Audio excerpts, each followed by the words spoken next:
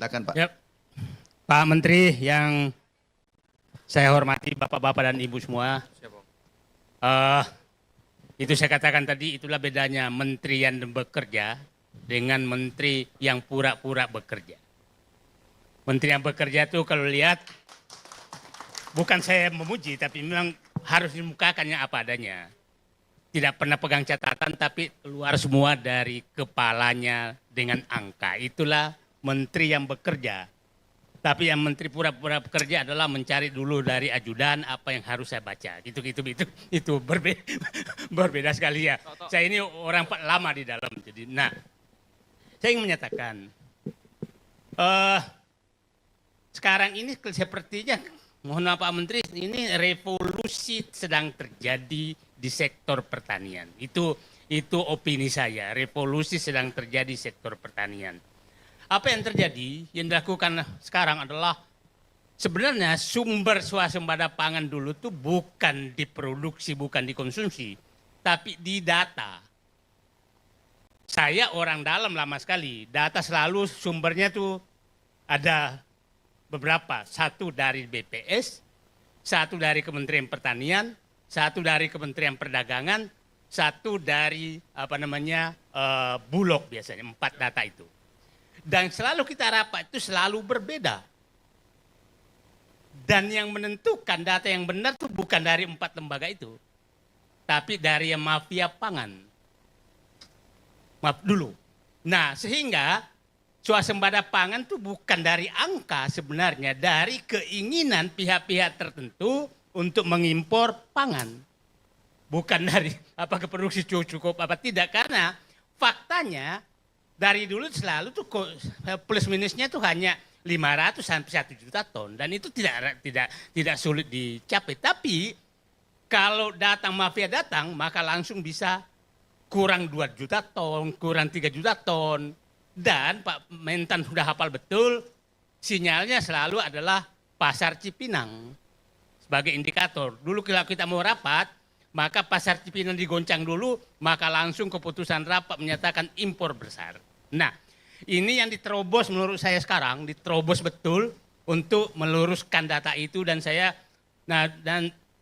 pikir Presiden Prabowo dengan Menteri Pertanian sudah mengambil komando data satu, produksi satu, semua satu. Nah, revolusi data, bahwa itu supaya menutup para pemain. Ya. Nah, di produksi sangat jelas bahwa itu terjadi revolusi juga, karena kita Pak Menteri ini hampir 3 bulan ini kita berdebat dengan diksi, bukan substansi, diksi terus. Jadi keluar pengamat-pengamat tentang diksi. Apa itu swasembada pangan, apa swasembada beras, macam-macam diksinya. Padahal sebenarnya intinya bahwa sekarang beras tersedia, harga terjangkau. Kan itu sebenarnya yang terjadi. Dilupakan. Nah, repotnya ilmuwan kita juga terbawa ke diskusi diksi, bukan substansi. Nah, tapi saya menghargai bahwa ini kita harus hindari substansi diskusi tentang diksi. Makanya Pak Menteri, saya menghindari diskusi kemarin itu karena ini bukan diskusi substansi nih. Ini diskusi debat tentang diksi, bukan debat tentang substansi. Nah, kita lihatlah. Produksi saya petani di mana-mana, saya paham betul namanya. Baru kali ini kita meningkatkan produksi itu, saya pikir pendekatannya Pak Menteri sudah benar. Adalah merangsang petani untuk berproduksi. Merangsang petani berproduksi hanya 2 kuncinya. Bu Ines dari IRI paham betul. Berikan jaminan pendapatan kepada mereka dan siapkan suplai untuk sarana produksi mereka. Itu yang dilakukan bersamaan sekarang menurut saya. Itu bersamaan sekarang. Saya kasih contoh lah, Bapak-bapak paham. Adakah kegiatan ekonomi yang paling menguntungkan selain padi? Saya kasih contoh ya. 1 hektar padi itu hanya butuh 25 kg benih.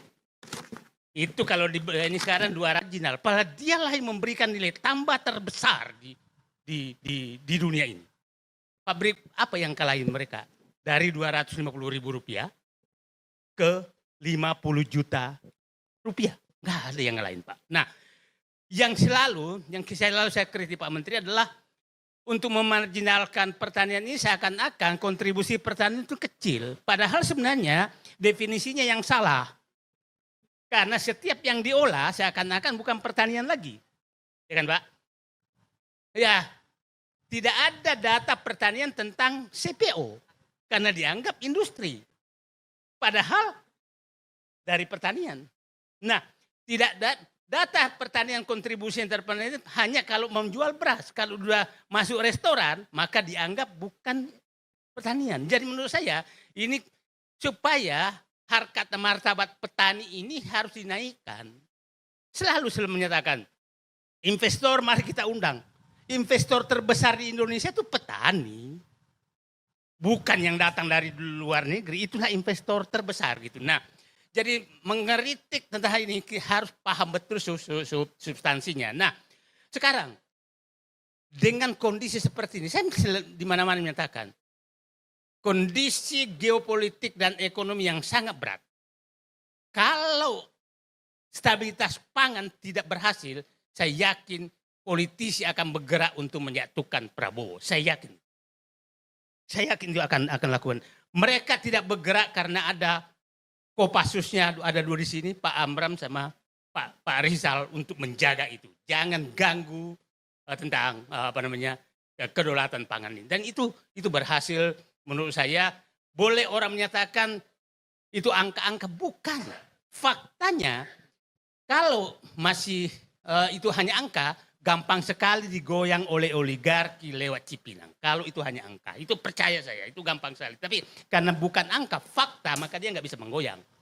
Dan saya hormati betul sekarang kemandirian pangan ini kan ya intinya hanya dua menurut saya. Dan Pak Menteri sudah melakukan, hentikan mafia pangan dan naikkan harkat dan martabat petani. Itu saya pikir dua kunci yang sedang berlangsung sekarang. Ya, karena yang ingin sekali ini tidak mandiri, mafia pangan itu, Bapak bisa bayangkan. Coba gula sekitar 6 juta ton ya Pak ya. 6 juta ton impornya. 6 juta ton itu bisa mendekati 100 triliun loh setahun. 100 triliun setahun.